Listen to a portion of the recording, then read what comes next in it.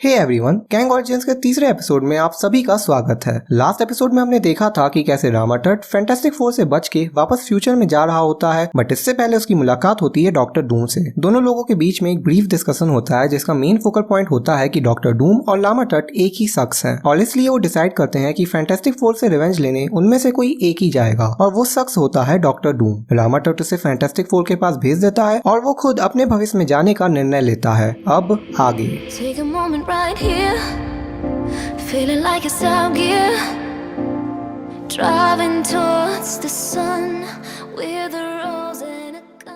तो कहानी की शुरुआत में हम Captain America, Iron Man, Thor, Nick Jones, Giant Man और वॉस्प को टोनी स्टार्क के घर में जाते हुए देखते हैं, जहां उन्हें पेंटागन यूएस ऑफिस से एक इमरजेंसी मीटिंग का मैसेज आया था। फिर वो एक सर्किट टीवी के जरिए कुछ गवर्नमेंट ऑफिसर्स को देखते हैं जो उन्हें एक क्लिप शो करते हैं। इस क्लिप में उन्हें वर्जीनिया के एक लोनली वुडेड एरिया के पास एक स्ट्रेंज सा यूएफओ दिखता है, जिसकी टेक्नोलॉजी को देख के एवेंजर्स दंग रह जाते हैं। वो गवर्नमेंट ऑफिसर्स उन्हें बताते हैं कि इस यूएफओ के साइट के बाद तुरंत कुछ ट्रूप्स को वहाँ पे भेजा गया था। हालांकि उस शिप से निकलती वाइब्रेशन रे की वजह से आर्मी ट्रूप के टैंक्स के चित्रे उड़ जाते हैं। और फिर एवेंजर्स देखते हैं कि एक सिलेंडर शेप का डोर शिप से नीचे बाहर आते हुए दिखता है और उस शिप से निकलता है एक रहस्यमयी इंसान, जो दिखने में तो एकदम नॉर्मल सा लग रहा होता है क्योंकि इसके हाथ में कोई भी एडवांस वेपन नहीं होता। हालांकि जिस चौर से वो वहाँ खड़ा था उसे देख के ऐसा लगता भी नहीं था कि उसे किसी वेपन की जरूरत भी है। वहीं आर्मी अपने सारे एडवांस वेपन्स को उसके ऊपर टारगेट किए रहती है। ये रहस्यमयी इंसान उन्हें देख के कहता है, हटाओ इन खिलौनों को मेरी नजरों से और अपने लीडर से जाके कहो कि कैंग अपनी डिमांड्स लेके आया है। ये कहने के बाद कैंग अपना मुंह दूसरी तरफ कर लेता है और उन सैनिक के किसी भी सवालों का जवाब नहीं देता है। वो गवर्नमेंट ऑफिसर्स कहते हैं कि कई घंटों की सलाह मशवरा के बाद एवेंजर्स को बुलाने का डिसीजन लिया गया है। कैप्टन अमेरिका उनसे कहते हैं, सर आपने हमें बुला के कोई गलत डिसीजन नहीं लिया है। हम अभी के अभी वर्जीनिया के लिए निकलते हैं। हमारे लिए एक जेट JFK एयरपोर्ट में वेट कर रहा है। हमें जल्द से जल्द वहाँ पहुँचना चाहिए। एवेंजर्स वहाँ से निकलते हैं और JFK एयरपोर्ट पहुँचने के बाद उस जेट से वर्जीनिया के लिए रवाना होते हैं और उस जगह में पहुँचते ही वो देखते हैं शख्स को जो एक इनविजिबल चेयर में बैठा होता है और वो उसकी तरफ तेजी से बढ़ने लगते हैं। कैंग उन्हें देख के कहता है, घबराओ मत, आराम से आओ। कैंग द कॉन्करर के लिए टाइम जैसी छोटी चीज कोई मायने नहीं रखती है। थॉर कहता है, मुझे इसका आत्मविश्वास परेशान करने वाला लगता है। इसे हमारी पावर्स का कोई डर भी नहीं है। आयरन मैन कैंग को बोलता है, हे तुम जो अपने आप को कैंग द कॉन्करर कहते हो, अपने यहाँ आने का मकसद बताओ। कैंग उससे कहता है, मकसद? इसमें सोचना क्या, निश्चित मेरे यहाँ आने का मकसद है कॉन्क्वेस्ट और मैं तुम्हारी पूरी धरती और इसके सभी भूमि क्षेत्रों को आज से अपने डोमेन में होने का दावा करता हूँ। जहाँ तक बात रही तुम्हारी, क्या कहते हो तुम लोग अपने आप को? एवेंजर्स, मैं तुम्हें अभी दिखाता हूँ कि मेरे बस एक बटन को टच करते ही तुम सब कितने असहाय हो सकते हो। और फिर हम अगली पर देखते हैं कि थॉर को छोड़ के बाकी सब एवेंजर्स कैंग के एंटी ग्रेविटी रे की वजह से हवा में फ्लोट करने लगते हैं। ये देख के थॉर अपने हैमर म्योलनियर को कैंग की तरफ फेंकता है, बट कैंग उसे हवा में ही रोक लेता है और उसे कहता है, ये तुच्छ सा ऑब्जेक्ट मेरा कुछ नहीं बिगाड़ सकता। मुझे बस एक और बटन दबाना है और ये हैमर सब स्पेस में चला जाएगा। और फिर सही में म्योलनियर सब स्पेस में जाता है और वो निकलता है जस्ट थॉर के सामने, क्योंकि हम सब जानते हैं चाहे थॉर का हैमर कहीं भी जाए वो वापस थॉर के पास ही आता है। वहीं आयरन मैन अपने मैग्नेटिक रिपल्सर की मदद से उस एंटी ग्रेविटी रे के इफेक्ट को कम करने की कोशिश करता है और एवेंजर्स धीमे धीमे वापस नीचे भी आने लगते हैं। पर अचानक वो एंटी ग्रेविटी फील्ड अपने डिफेंस मैकेनिज्म को एक्टिवेट करती है और एवेंजर्स तेजी से नीचे गिरने लगते हैं। आयरन मैन सोचता है कि वो अपने सूट की वजह से बच जाएगा और बाकी एवेंजर्स को भी ज्यादा चोट नहीं आनी चाहिए। आयरन मैन की ये सोच एकदम सही थी और बस कुछ माइनर ब्रूसेस के साथ वो अपने आप को जमीन पर पाते हैं। ठीक उस समय एक हैवली गार्डेड मोटरकेड वहाँ पे आती है और यूएस गवर्नमेंट के अंडर सेक्रेटरी उसमें से बाहर निकलते हैं और वो कहते हैं, एवेंजर्स अब आगे की प्रोसीडिंग्स मैं करूंगा। थॉर उन्हें सावधान करते हुए कहता है कि इसकी टेक्नोलॉजी एवेंजर्स के लिए भी बहुत नई है और इसलिए वो उनको गार्ड करेंगे। मिस्टर अंडर सेक्रेटरी कहते हैं, थैंक्स थॉर, और तुम कैंग या जो भी तुम्हारा नाम हो अपने यहाँ आने का बिजनेस बताओ और एक्सप्लेन करो अपने हॉस्टाइल एक्ट्स को। कैंग उनसे कहता है, मुझे तुम्हें कुछ एक्सप्लेन करने की जरूरत नहीं है, बट शायद तुम्हें मेरे बारे में थोड़ा और जानने की जरूरत है ताकि तुम ये चीज रियलाइज कर सको कि मुझे हराना तुम सबके लिए नामुमकिन है। फिर कैंग अपनी कहानी बताना स्टार्ट करता है और वो कहता है, शायद मेरा नाम तुम सबको अजीब लग रहा होगा और ऐसा इसलिए है क्योंकि ये नाम तुम्हारी सेंचुरी का नहीं है। ये है 31st सेंचुरी का, जहाँ मैंने टाइम ट्रैवल को मास्टर किया था। वहाँ की बोरिंग जिंदगी से बचते हुए मैं एंशिएंट इजिप्ट में जाता हूँ और फेरो रामाटट के भेष में वहाँ पे शासन करता हूँ। पर फैंटास्टिक फोर की वजह से मुझे वहाँ से जाना पड़ता है और फिर मेरी मुलाकात होती है डॉक्टर डूम से। डूम तो फैंटास्टिक फोर को सबक सिखाने वापस अर्थ में जाता है, पर मैं अपने टाइम शिप को सही करके वापस 31st सेंचुरी में जाने के लिए तैयार होता हूँ। पर शायद तकदीर में कुछ और लिखा था। मेरे टाइम शिप में कुछ गड़बड़ी होती है और मैं पहुँच जाता हूँ 48th सेंचुरी में। इस सेंचुरी की हालत बहुत खराब होती है और यहाँ बार्ब एक सैवेज मैन रहते हैं जिन्हें अपने समय के एडवांस वेपन्स को भी यूज करना नहीं आता है। मैं ये चीज समझ चुका था कि मेरे साइंटिफिक दिमाग और इस सेंचुरी के एडवांस वेपन की मदद से मैं बड़े आराम से इस दुनिया पे राज कर सकता हूँ। और फिर बस कुछ टाइम की बात थी और मैं उन बार्बरियन वॉरियर्स को अपने साइड में ले आता हूँ और कुछ ही हफ्तों में ये दुनिया मेरी एम्पायर बन जाती है। पर ये मुझे बहुत खोखला सा लग रहा था क्योंकि वो एक मरी हुई दुनिया थी और इसलिए मैं फिर से टाइम ट्रेवल करके इस सेंचुरी में आया हूँ और मुझे अच्छे से पता है मेरे दिमाग और एडवांस वेपन्स के सामने तुम लोग कुछ नहीं हो और इसलिए मैं कैंग अपने आप को 28th सेंचुरी का पहला शासक घोषित करता हूँ। इसी वक्त चुपके से जायंट मैन उसके पीछे से आके अपने साइज को बड़ा कर लेता है और उसे अपने हाथों में पकड़ के कहता है तुम्हारा शासन दुनिया का सबसे छोटा शासन होने वाला है और हमने तुम जैसे गंजेड़ियों को बहुत देखा है पर तुम उन सबसे ऊपर हो। कौन सा नशा करते हो भाई? पर अचानक से कैंग का सूट इसी वक्त हिलने लगता है और जायंट मैन उसे छोड़ देता है। कैप उसे सावधान होने को कहता है पर उसी समय वहाँ पे एक भयानक धमाका होता है। कैंग उनसे कहता है ये तो मेरी पावर्स का बस एक नमूना मात्र है पर अगर तुम सबने मेरा पीछा नहीं छोड़ा तो तुम अंदाजा भी नहीं लगा सकते कि आगे क्या होगा। पर तभी एक बिजली गिराने वाली आवाज के साथ वहाँ की जमीन फटने लगती है और ये हो रहा था गॉड ऑफ थंडर थॉर की वजह से।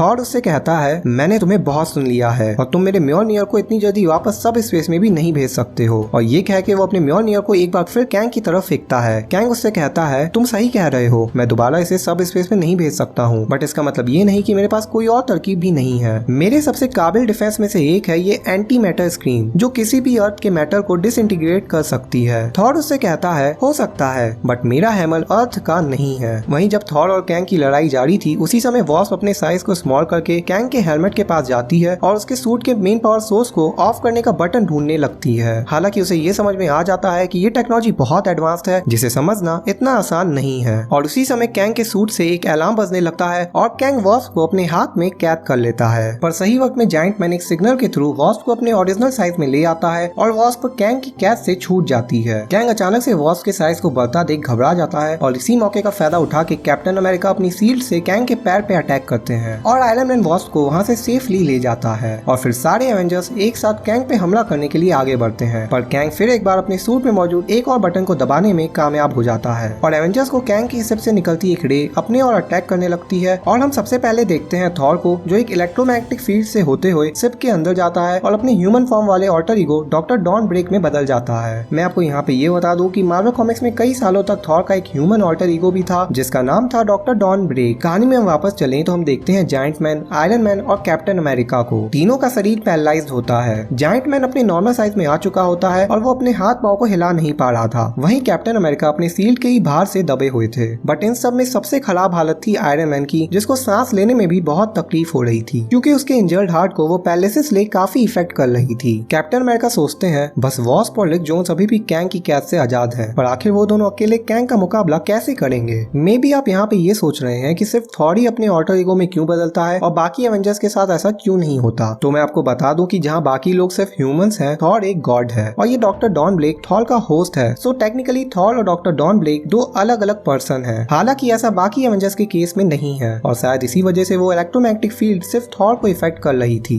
वापस कहानी की ओर लुक करें तो सिर्फ के बाहर मिस्टर अंडर सेक्रेटरी कैंग से कहते हैं कि भले ही वो फ्यूचर से हो वो ऐसा नहीं कर सकता है। कैंग उन्हें कहता है कि अगर वो अपनी हालत एवेंजर्स जैसी नहीं चाहते हैं तो यहाँ से दफा हो जाएं और जाके अपने लीडर से कहें कि उनके पास 24 घंटे और हैं। चाहे तो वो रजामंदी से अर्थ को कैंग के हवाले कर दें या फिर इसका विध्वंस देखने के लिए तैयार हो जाएं। यूएस आर्मी का जनरल मिस्टर अंडर सेक्रेटरी से कहता है अगर आप चाहें तो हम सारी मिसाइल का यूज करके इसके शिप को तबाह कर देंगे। मिस्टर अंडर सेक्रेटरी कहते हैं कि ये उनका डिसीजन नहीं है और उन्हें व्हाइट हाउस से कॉन्फर करना होगा। वहीं कुछ दूर वॉस्प और लिक जोन्स सेफली कैंग से दूर होते हैं पर वॉस्प को ये चिंता थी कि वो बाकी एवेंजर्स को कैसे बचाएंगे। लिक जोन्स उसे कहता है कि अकेले वो दोनों कुछ नहीं कर सकते और उन्हें एक प्लान की जरूरत है और फिर वो आपस में बात करके एक प्लान बनाते हैं और वॉस्प निकलती है एवेंजर्स हेडक्वार्टर्स के लिए और लिक अपने 3 ब्रिगेड को बुलाने का निर्णय लेता है जिसकी मदद से एवेंजर्स कैंग की कैद से बाहर आ सकते हैं। और इसी वक्त पूरी दुनिया कैंग के खिलाफ एकजुट हो चुकी थी और पहली बार यूएन में सभी पावर्स एक मत से वोट करती है। वहीं कैंग की लैंडिंग साइट में रिक अपने 3 ब्रिगेड को लेके वहाँ पहुँच चुका था। रिक उनसे कहता है आराम से, हमें ट्रुप को अपने यहाँ होने की खबर नहीं देनी है और जब उनका ध्यान यहाँ पे ना हो हमें तब चुपके से कैंग के पास जाना है। मौका आते ही रिक और उसकी गैंग कैंग के पास जाते हैं और उनसे कहते हैं हम ये सब समझ चुके हैं कि धरती का तुम्हारे सामने कोई चांस नहीं है और इसलिए हम अभी से ही तुम्हारे साइड होना चाहते हैं। कैंग उनसे कहता है तुम सब अपनी उम्र से ज्यादा बुद्धिमान हो, मैं तुम सबको अपना पर्सनल अर्थ सर्वेंट्स बनाऊंगा, अब जाओ यहाँ से, अपने आप को मेरी शिप से परिचित करो। और ये कह के वो उन सबको अपनी शिप में ट्रांसपोर्ट कर देता है। वहाँ आते ही सब एवेंजर्स को ढूंढने लगते हैं और कैंग, रिक और उसकी 3 ब्रिगेड से एक सिलेंडर शेप का ऑब्जेक्ट ऑब्जेक्ट मंगाता है, पर रिक का एक साथी जानबूझ के उसको वहाँ पे गिरा देता है ताकि रिक को एवेंजर्स को ढूंढने के लिए और टाइम मिल सके। कैंग उनसे कहता है ये तुमने क्या किया मूर्ख, और वो उस ऑब्जेक्ट को सही करने लगता है। वहीं रिक जल्दी से शिप का कोना कोना छानने लगता है ताकि उसे एवेंजर्स मिल पाए, और तभी उसे एक जगह 4 बटन दिखते हैं। जब रिक एक बटन को दबाता है तो डॉक्टर डॉन उस पैलेसिस रे की कैद से छूट जाते हैं, पर डॉक्टर डॉन की हालत बहुत खराब हो चुकी थी और उसे अपने थॉर के फॉर्म में बदलने में प्रॉब्लम हो रही होती है। पर फाइनली अपने विल पावर की मदद से डॉक्टर डॉन ब्रेक वापस थॉर के फॉर्म में आ जाते हैं, और थॉर उस दरवाजे को तोड़ के वहाँ से निकलता है और देखता है रिक जोन्स को, और वो सब बाकी एवेंजर्स को उनकी कैद से आजाद करने लगते हैं, और कुछ ही सेकंड्स में सभी कैंग की पैलेसिस ले से छुटकारा पा चुके होते हैं। पर आयरन मैन की हालत बहुत खराब हो चुकी थी और वो ढंग से सांस नहीं ले पा रहा था।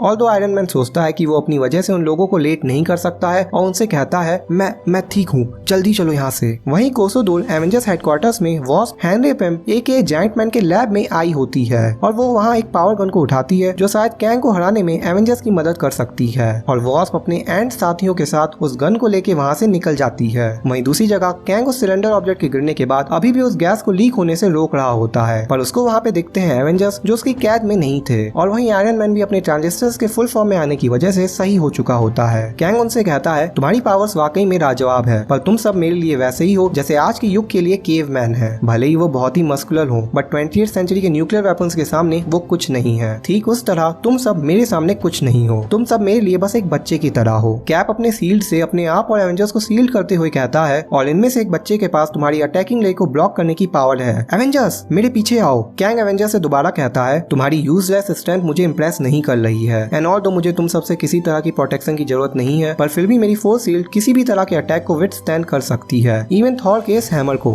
थॉर सोच रहा होता है कि अगर ये म्योनियर के अटैक को भी डिफेंड कर सकता है तो आखिर हम इसे कैसे हराएंगे। कैंग वापस उनसे कहता है बस अब पानी सर से ऊपर जा रहा और मेरा पेशेंस भी खत्म हो रहा है। अब इस सिलेंडर के कंटेंट के रिलीज होते ही ये पूरी की पूरी धरती मेरी होगी। पर ठीक उस समय वॉस्प वहाँ पे आती है और चिल्ला के कहती है जायंट मैन। जायंट मैन उसे देखते हुए और उसके हाथ में गन को देख के सब समझ जाता है और उससे कहता है वॉस्प बस मुझे इसी चीज की जरूरत थी। और फिर वो थॉर को कहता है कि वो अपने हैमर से कैंग की शील्ड पे वार करते रहे। अगर म्योलनियर उसके शील्ड का कुछ नहीं भी बिगाड़ पाता है तो भी इतना कैंग को डिस्ट्रैक्ट करने के लिए काफी होगा, और इस फील्ड में एक छोटा सा होल भी मेरे पावर लेके अंदर जाने के लिए काफी है। थॉर अपने अटैक को कंटिन्यू रखता है और थोड़ी ही सही पर कैंग की शील्ड अब कमजोर होने लगती है, और मौके का फायदा उठा के जायंट मैन पावर ले से कैंग के सूट पे अटैक करता है और कैंग का सूट डीके होने लगता है। जायंट मैन एवेंजर्स को बताता है कि ये एक स्पेशल एसिड बेस्ड सॉल्वेंट है जो किसी भी तरह के फैब्रिक, वायरिंग या इंसुलेशन को डीके कर सकता है, और क्योंकि कैंग की सारी ट्रिक्स इसी सूट में है तो इसलिए कैंग हमारा अब कुछ नहीं बिगाड़ सकता है। पर कैंग उससे कहता है पीछे हटो, मैं अभी हारा नहीं हूँ, मेरे पास तुम्हें हराने के और भी तरीके हैं। कैंग के ये कहने की देरी थी कि कैंग अपने हाथ को हवा में उठाता है और एक इनविजिबल प्रोटेक्टिव बीम जो उसके शिप से निकल रही थी, जिसका पता सिर्फ कैंग को था, उसे वो ब्लॉक करने लगता है, और कैंग के शिप से एक न्यूट्रिनो मिसाइल एवेंजर्स पे अटैक करने के लिए आगे बढ़ती है। पर आयरन मैन अपने रिपल्सर ले की मदद से उसके पाथ को डिफ्लेक्ट कर देता है और ये मिसाइल सब एटमॉस्फेयर में जाके बिना किसी को नुकसान पहुंचाए एक्सप्लोड होती है। और इसी वक्त जायंट मैन अपने स्पेशल सॉल्वेंट से कैंग के बाकी बचे वेपन्स पे भी अटैक करता है और वो सब भी डीके होने लगते हैं। कैंग उससे कहता है ये तुमने क्या किया, मेरी मिसाइल्स तुमने डिस्ट्रॉय कर दी। जायंट मैन उससे कहता है बेटा यही तो मैं करना चाहता था। एंड फिर एवेंजर्स और टीम ब्रिगेड कैंग को चारों ओर से घेर लेते हैं, पर कैंग अभी भी हार नहीं मानता है, और अचानक कैंग का सूट ग्रो होने लगता है और वो उनसे कहता है मेरे पास अभी भी एक और वेपन है जिसका तुम्हारे पास कोई उपाय नहीं होगा। भविष्य के इंसान इस रेडिएशन के इम्यून है, पर तुम इस चीज से अभी भी लड़ रहे हो, और ये चीज है रेडियो एक्टिविटी।